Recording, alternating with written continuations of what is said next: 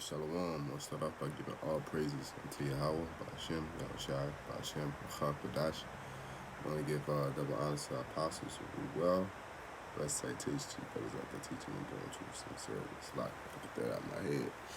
Man, early morning, early start, just getting straight to it before I can start my day, actually. So, it is what it is, man. With that being said, I want to say blessed salutations to you brothers out there teaching and doing truth, sincerity. Blessed salutations to you women and you children and you men in the wheat amongst tares that follow the truth and sincerity. Also the wheat amongst tares that do the truth, do the work in truth, sincerity. With that being said, I should call Lord Yahweh Bashim Yahushai, Brakatay Yahweh, Brakatay Yahushai, Brakatay Yahweh, Brakatay Yahushai. This lesson here is based on how to give alms. Not do you give alms or what is alms, but how to give alms, how to administer alms. And alms is pretty much a goodwill offering, you can say.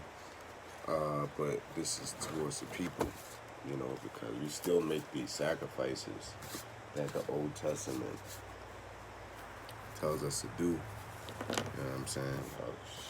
Stuff in the bag gets on it. So I ain't knocking the dust off, brothers. With that being said, man, some people also believe that alms are tithes. Tithes and alms are two different things. Alms is, like I said, it's a goodwill offering. Tithes is 10% of what you make. It goes to the Most High Yahweh Bashim Yahushai. So with that being said, to administer alms can be from money to time, availability, and the Most High always provides us with opportunities to get those things accomplished as far as alms is concerned. Somebody may want to ride from here to there. It may be out your way, but the Lord provided you with enough petrol to make the trip. And you got your little hot thing lined up for you, so you decide to say, hey, I can't do it. This is basically the Lord allowing an opportunity to either do right or do wrong. You have two paths laid before you every day. Every day is going to be two paths laid before us, and we have a choice to make within that path, man. I was thinking about it, so we're going to get to the scriptures. I'm going to Sirach 29 and 7. So Sirach 29 7.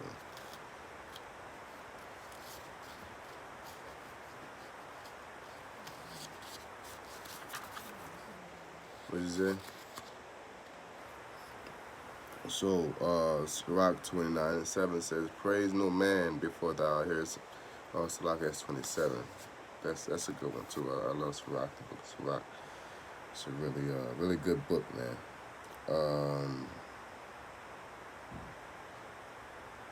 I start from 1 actually. It says, he that is merciful will lend unto his neighbor. His neighbor is your father, your fellow tribe. Just not talking about, Tanner. That's your neighbor next door, or Meektow, or Ikbu, Hamite, Ammonite, Moabite, anybody that's not of an Israelite that's living next door to you. I got the Hamites here across the street from me. I got Vietnamese, some of them may be Jake, but I let the Spirit tell, that which is another key thing to get on. You gotta let the Spirit tell you, because sometimes those wheat amongst tares are, in need of that. Okay.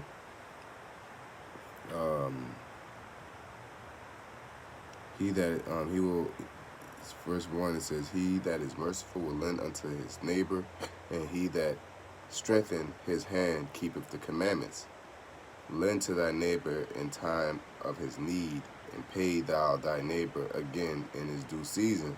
So when you talk about lending, because charity is also could also be, lending also, because it ain't like you just, can afford to throw away money. You know what I'm saying? Or can't say throw away money, but give alms. Because at the same time, alms is important, but money is a defense, or situations are a defense. So that brother should repay you, as the scriptures say. The scriptures tell you about that. That even though you give alms, a brother should repay you. Brother should remember that. But scripture also say what I'm gonna get, if not through by him, but it'll be through the Most High that you'll get that recompense. You feel me? So,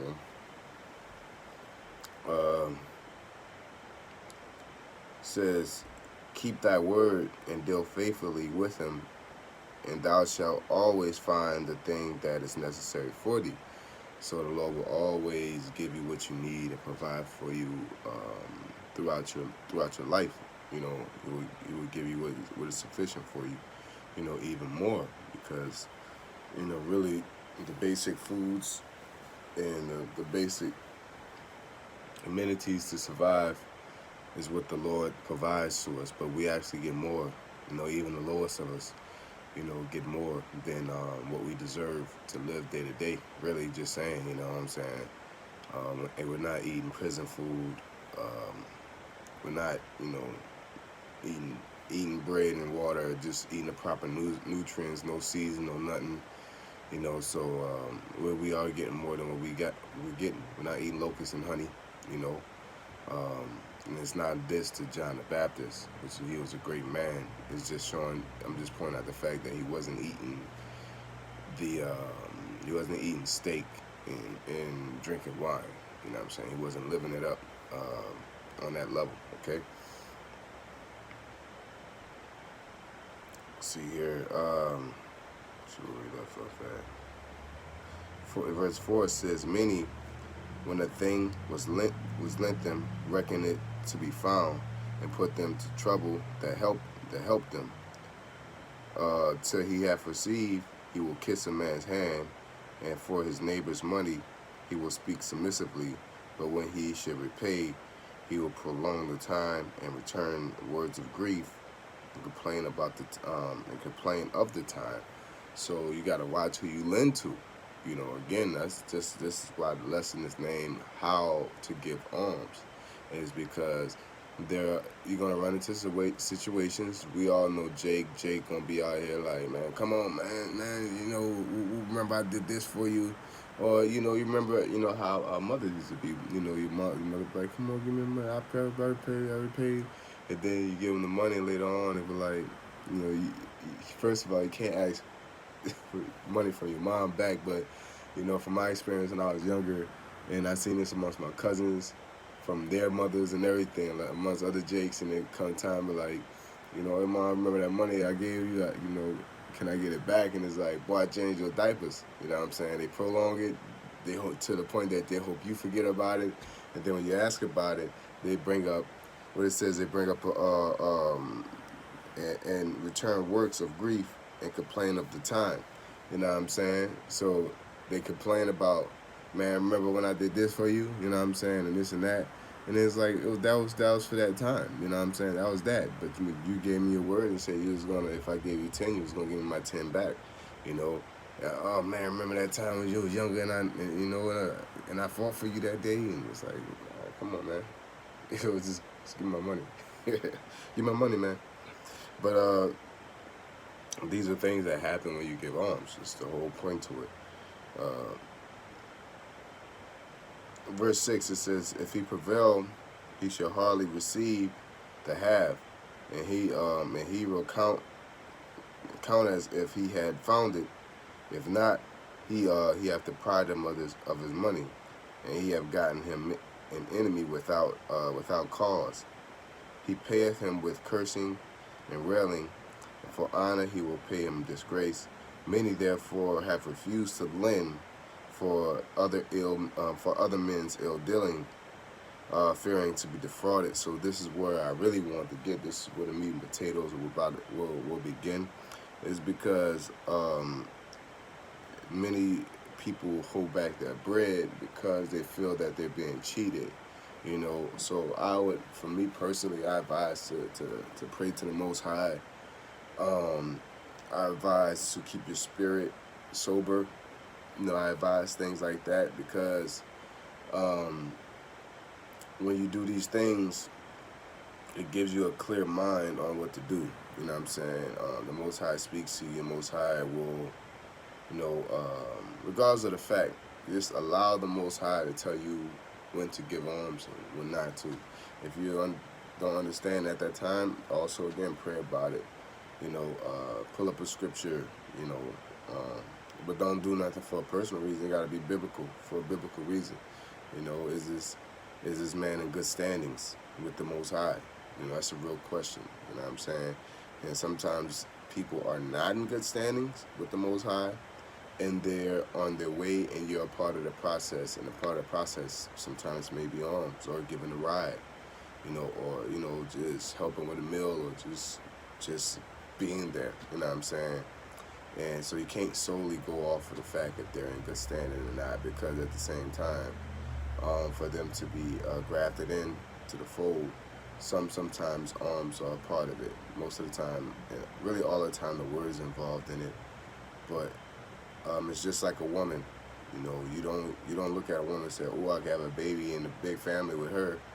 You know what I'm saying? You don't look at a woman like that. You look at them for their intelligence, for their beauty, mostly for their beauty, their conversation, their dialogue. You look at women for that, but it ends up resulting in what the person people say love and a family and someone you want to spend the rest of your life with, quote unquote, type of, the basic scenario. But the whole point is you don't approach the situation like that. It's the same with, grafting somebody in. Everybody's not gonna, everybody ain't gonna be a brother in that moment. That person's gonna walk up to you in a very savage mode, and you gotta look past that and see, and pray to the Most High that if that's His will for you to help him. You know what I'm saying? Even if it's sitting down giving advice, because we're not always on the highways edifying. We're always edifying. So if somebody's going through something, and you tell them, blah, blah, this, that, and the third. You know what I'm saying? Because people out here, for one, their alms of advice is horrible. They'll tell their women to tell other women, forget that nigga, and get somebody else instead of, giving their alms and their grace and their edification to that person, saying, hey, look at it like this. When you did this what happened. So you should have grace into that person, or mercy is what the word I'm looking for, mercy for that person, you know what I'm saying? Or, should you spend money on this person? Should you do that?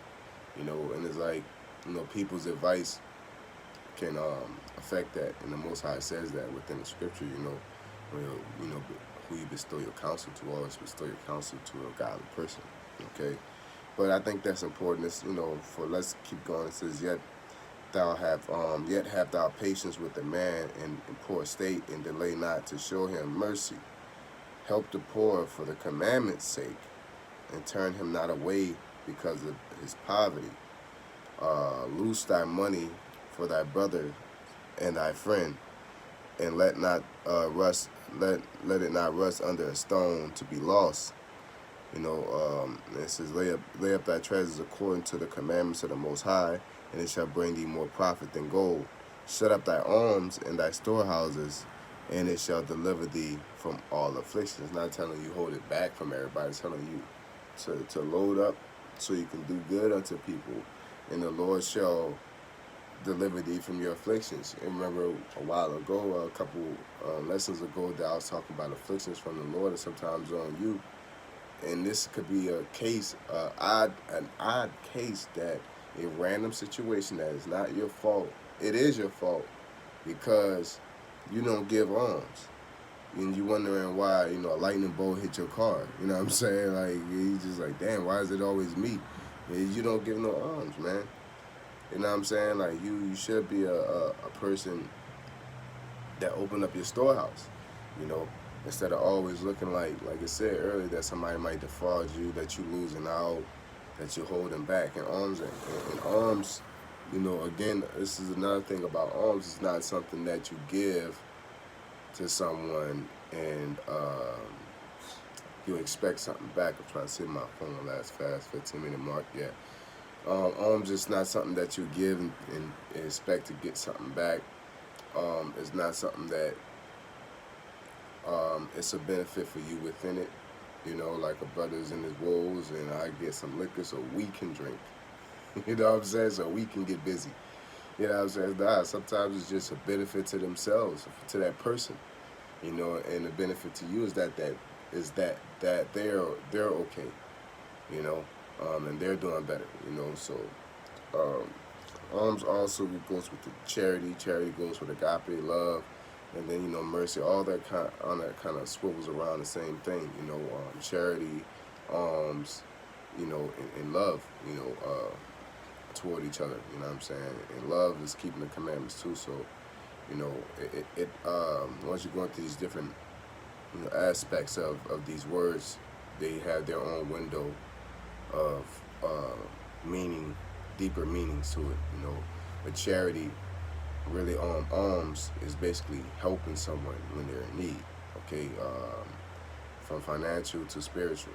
Okay, but mainly is of a physical need. You know.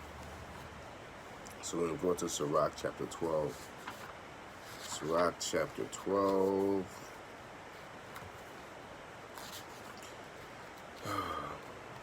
Well, I woke up like this. It's chapter 12, I got it here. Chapter 12, verse. We're going to start at 1. It says, when thou wilt do good, know to whom thou doest it, so thou shalt be thankful for thy benefits. You don't want to give to a nigga. You know what I mean by that? Somebody that don't care. Like women that give their income tax money to Jake, hustling Jake, and he just want to flip your money, and he end up blowing it.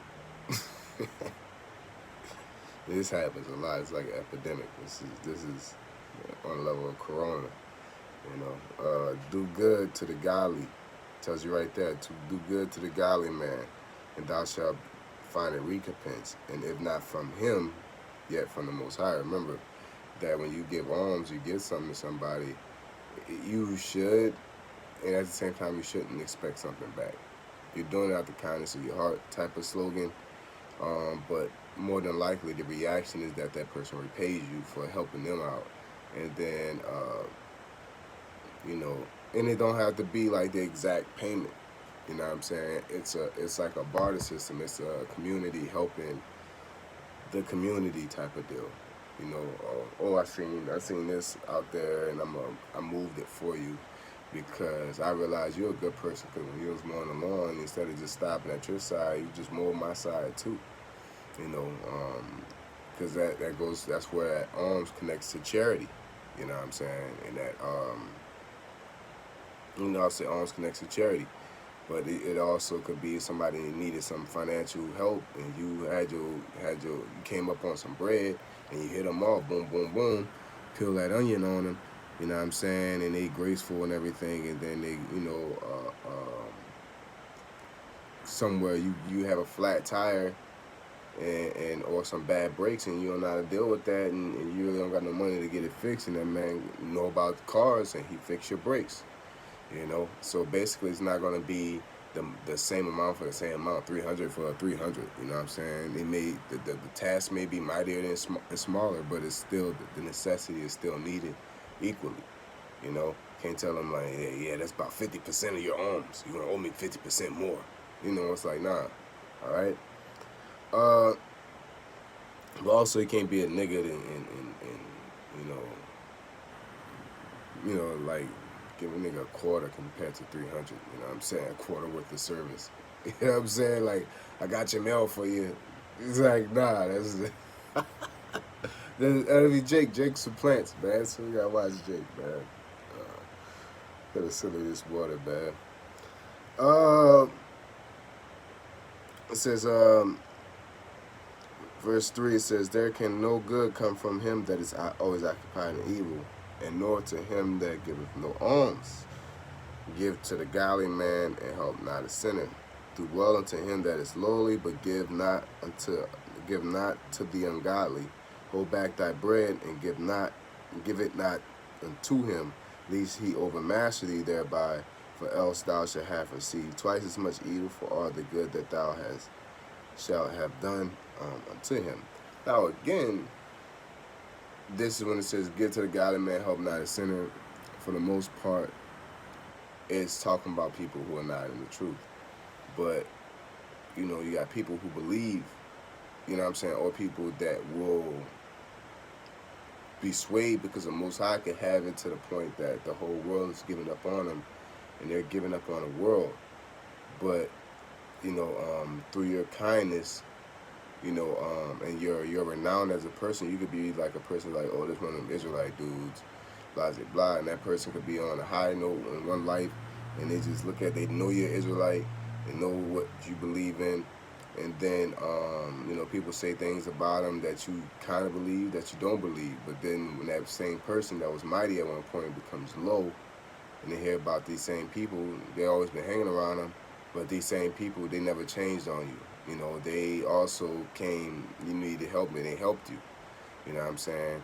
And that person hasn't came into the truth, but they changed the stages in life to see and recognize the reality of people. And it turns around that these people that people always talked about, or that I heard about, they end up being the ones to help me, and that can woo them to sit there and say, this got to be where the Most High is at. It makes them get up and want to read and ask questions and do things like that. But there are evil men out here that whether they're doing good or bad, they don't care. They think it's a come up. You know what I'm saying? And that's what it is for them. There's people out here that are at the edge of the interstate asking for money because in their minds, people are stupid enough to just toss money into somebody's cup for nothing, So, but there are people that actually need help out there, For me, I just go off the spirit, And most of the time, spirit be like, nah, you know what I'm saying? And somebody got upset at me because it was like, yeah, you don't know what you're going through. You might need something, and this and that. And I'm like, yo, you make enough money. If I see you in a week's time, you lying, because it should only take 2 days of pandering. Really a month's time, I would say that, because at most, it should only take you a month of pandering, because it's not like you got bills, so everything is going to your necessity of living, which is really food and water at the time. You can save up, get your hotel, or get your outfit, go to a temp service, go use that money, get your documents, go to a temp service, apply for a job, be out there a little bit more, work your job, save up enough to get your hotel or go on a shelter, and eventually get on your feet. But I shouldn't see you out there for months. You know what I'm saying? And that's why I told the chick, I'm like, man, I've been seeing this dude out here forever, man.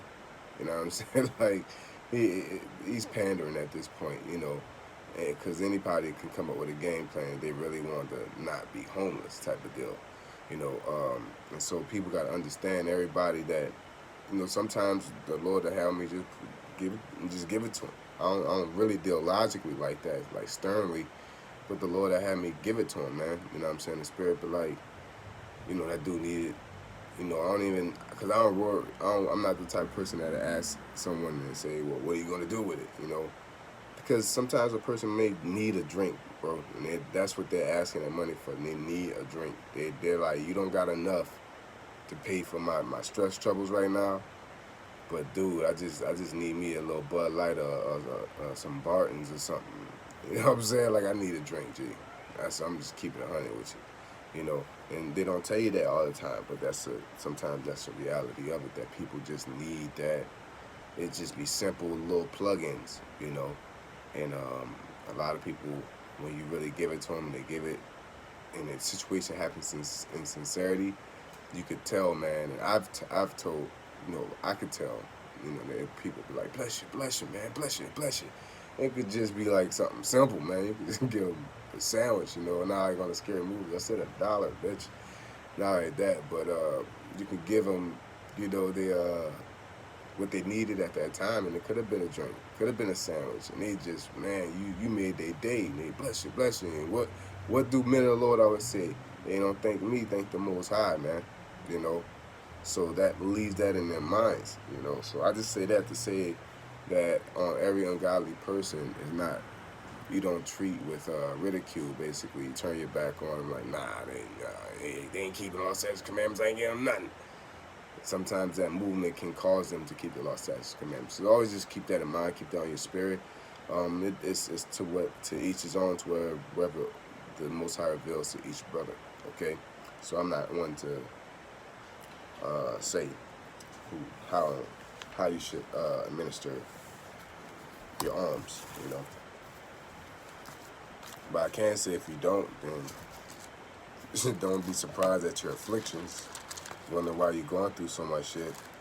Why me, Lord? Hey, shut your stingy behind up, man. You always want to go skate and go to the club and buy pop bottles. Could have gave that money to that brother, man. So we're gonna go to Leviticus 23 and 22. All right. It says Leviticus 23 and 22. It says, when you reap the harvest of your land, thou shalt not make clean riddance of the corners of thy field. When thou reapest, neither shalt thou gather any gleaning of thy harvest, and thou shalt leave unto the poor and to the stranger. I am the Lord thy power. So this is a scripture that's going over what? Two things. This is going over charity, which is love, and goodwill. Because charity, the word charity goes back to the word tazadaka, or or I could be saying it wrong, but the Greek, I can't say the word. You know, we ain't good with no Greek. I ain't good with no Greek. It means goodwill. So charity is not only love, but it's goodwill towards a person. You know what I'm saying? You want their situation to end up good, so you end up helping. If they have a job interview and they don't have an ability to get there, you'll be showing charity, which is also goes into virtue and loving kindness, to give that person a ride to get to that job. You know what I'm saying? So charity and alms, that's where that connection happened. But once you go deeper into charity, that's different. It becomes almost a totally different avenue. Same as, you know, the other examples. You know, so the youngest still here?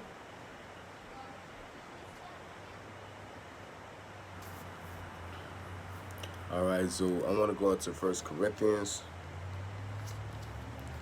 Let's see here.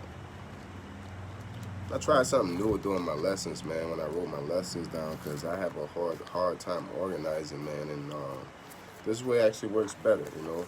I do my lesson backwards, you know, because I write it and I'm thinking. My spirit is thinking as I write, so when I go forward, I get lost at times, you know.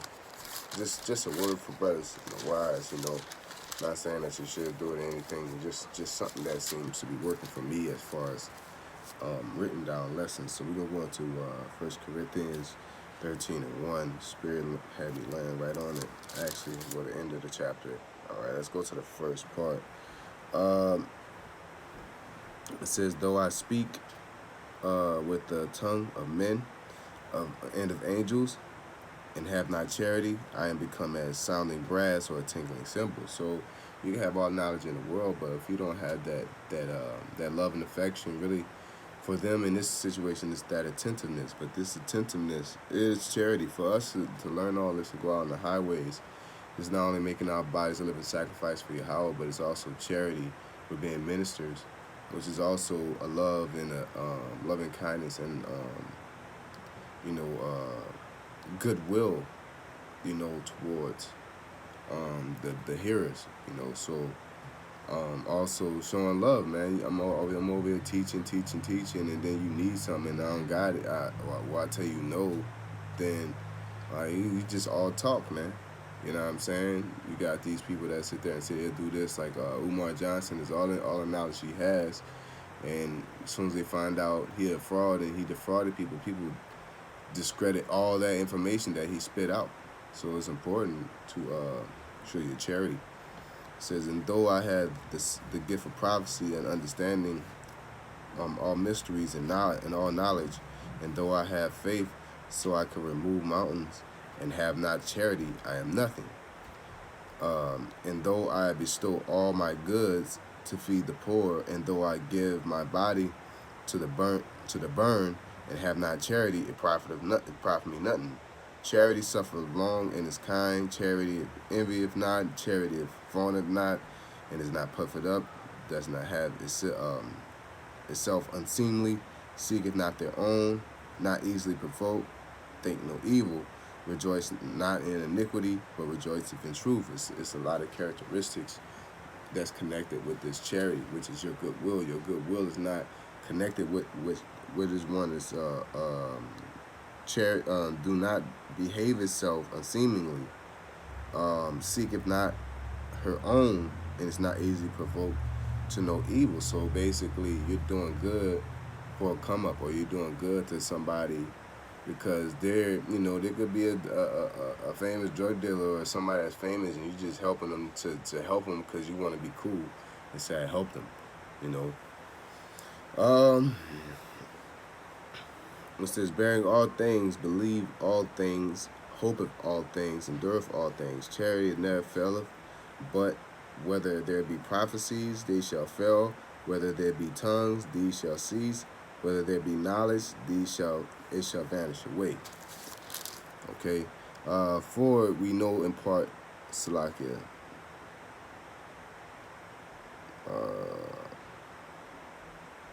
I'm going to just read 13.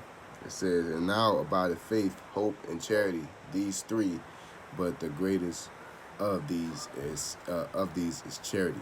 And it says hope, abideth faith, hope, and charity. You know what I'm saying? Faith is very important. So charity is above faith. The will to do to help others without any expectations of getting recompense, back from that person. You know what I'm saying? That's charity. Sacrificing what you have right then and there for that individual, for that said individual. That's charity. Okay. So where we're at right now in Corinthians, we'll go back to Sirach. Make sure I didn't get it already. 14 and 13.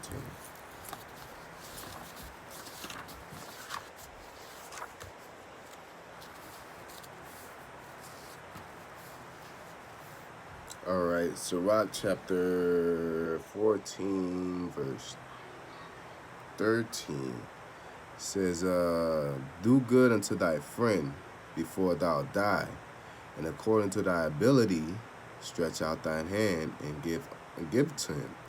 It's telling you, do good unto thy friend before thou die, and according to thy ability, stretch out thy hand. Don't give your rent money for somebody that's putting down on a car.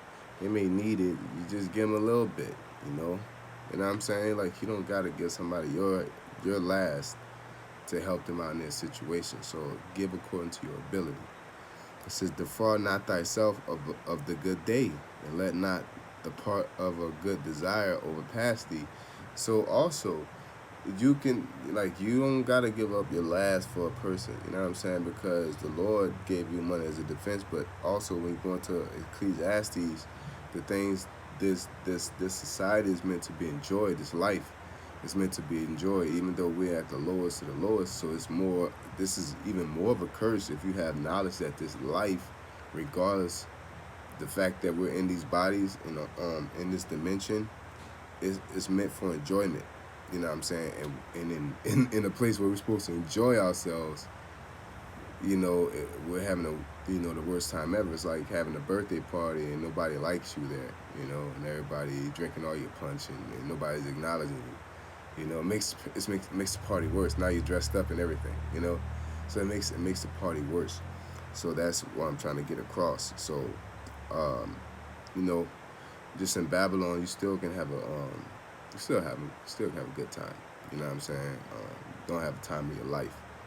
Okay. It says, shalt thou leave thy travails unto another, and thy labors be divided by lot? Give and take, and sanctify thy soul.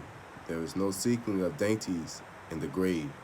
All flesh waxes old as a garment, for for the covenant is the beginning from the beginning is, thou shalt die to death.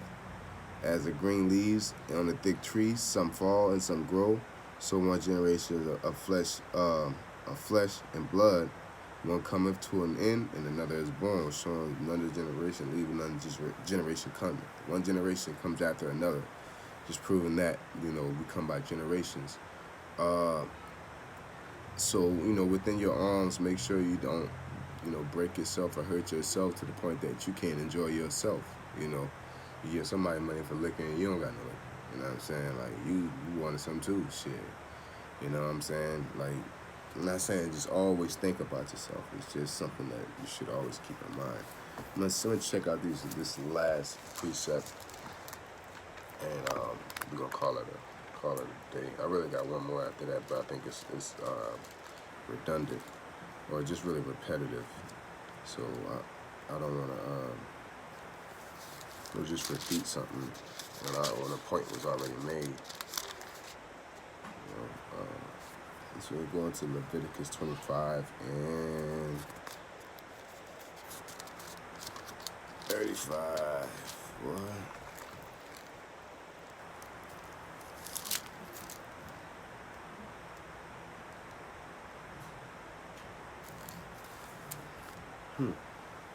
It's interesting.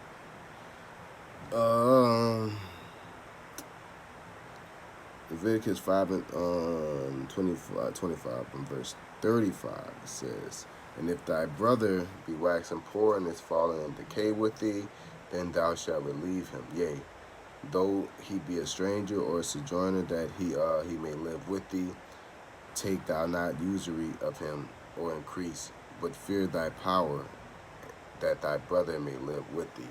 So you take care of your peoples, man. You know what I'm saying? You see your people hurting. You know what I'm saying? Even letting them live with you is alms. You know what I'm saying?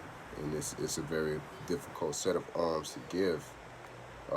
Very difficult set of charity to give, because that takes a lot of trust in that person, and takes trust in the Most High that He'll protect you. Because you're not supposed to let anybody in your house. It's like you got to go off the spirit, man. The spirit to tell you, to make that left or right, to make that decision. So it's very important to stay sober-minded, which means try to stay righteous as possible, and that'll clear your head. That's why it's nothing wrong with drinking, and it's nothing wrong with that. And you're getting down in this important situation come up on you like that. You gotta like let me get a clear head before I make this decision, because it shows you can make bad decisions. You're going back to Lot with his two daughters. Not saying that Lot made a bad decision. Lot was drunk. He wasn't coherent. So it proves that you can be incoherent and basically not able to make a good decision. As the scriptures say, teaching a fool is like teaching a man waking out of sound sleep. You're not coherent. You really don't know what's going on. You're able to answer. How many times your rep came in and said, hey, I'm about to do this, and you heard it loud and clear as day, and then you're like, okay, go back to sleep, and you forget all about it, man. So just got to make sure you're coherent with things, with what's going on, what's being processed. That's just a little side note, but overall, man, there's a way to give alms, and ultimately, there's rules, and then past the rules, you want to go off the spirit. You don't want to be all about the rules, because the rules are going to be all about you. As the Lord said, it's like, no, the Bible says this, and this is what has to happen. And now that's the case with you. You got to have mercy, you got to have grace. And I don't want nobody saying, oh, no, you tell people not to keep the scriptures. No, like, when David was running from Saul, he ate the bread of the priest and took the sword. He wasn't supposed to touch that by rule. So you have to understand that rules aren't meant to be broken, but the Lord understands you know, and the Lord knows you, and the Lord knows the situation, and the Lord knows that individual that you're giving it to or that you're not giving it to. So when you don't, you say, no, I ain't helping that person. Everybody looking at you and like, oh, that nigga wrong. And you, that's that individual, and the Lord knows what's going on. You know what I'm saying? So that's what it's really all about, and it's, vice versa. All right, hey. Once again, Allah, Yah Bashim Yah Shai, Bashim Kakanas Brakatah, the balance of apostles who are elders who rule well. Blessed salutations to you brothers out there teaching and doing truth sincerity. A sincere Habathon Sequoia. Shalom.